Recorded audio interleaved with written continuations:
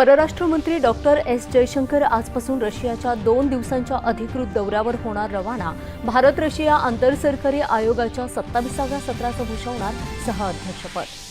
भारत चीन दरम्यानच्या चांगल्या संबंधांसाठी सीमावर्ती भागात शांतता आणि सुव्यवस्था ही पूर्वअट असून द्विपक्षीय संबंध स्थिर राखण्यात दोन्ही देशांचं हित असल्याचं परराष्ट्र मंत्री डॉक्टर एस जयशंकर यांचं प्रतिपादन।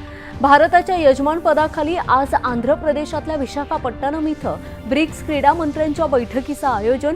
ब्रिक्सच्या 11 सदस्य देशांचे क्रीडा मंत्री आणि प्रतिनिधी राहणार उपस्थित। ब्रिक्स देशांच्या युवा मंत्र्यांच्या बैठकीचा विशाखापट्टणममध्ये समारोप। शिक्षण आणि कौशल्य क्षेत्रात तरुणांसाठी संधी वाढवण्यासाठी ब्रिक्स युवा मंत्र्यांकडून संयुक्त निवेदन स्वीकृत। जम्मू काश्मीरमध्ये सीमापार दहशतवादाशी संबंधित कट कारस्थान राष्ट्रीय तपास संस्थेची मोठी कारवाई। श्रीनगर, कुपवाडा, अनंतनाग, पुलवामा आणि बडगाममधल्या 10 ठिकाणी छापे।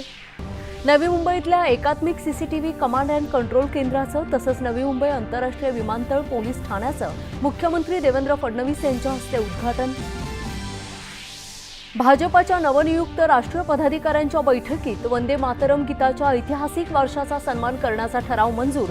हा वारसा देशाच्या कानाकोपऱ्यात पोहोचवण्यासाठी भाजपा देशव्यापी मोहीम राबवणार।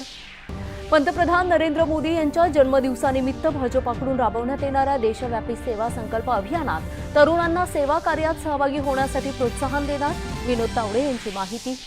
पुण्यातल्या राहुल गांधी यांच्या छात्रों की गूंज कार्यक्रमात काँग्रेसशी संबंधित महाविद्यालयांमधील विद्यार्थी सहभागी झाल्याचं सांगत लोकांना पैसे देऊन कार्यक्रमाला बोलावण्याची मुख्यमंत्र्यांची टीका।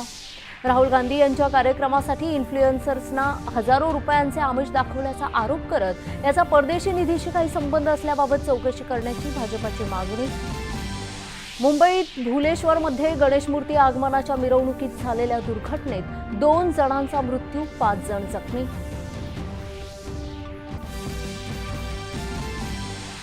आणि भारत आणि श्रीलंका यांच्यात आज दुसऱ्या कसोटी क्रिकेट सामन्याला कोलंबो इथं होणार सुरुवात।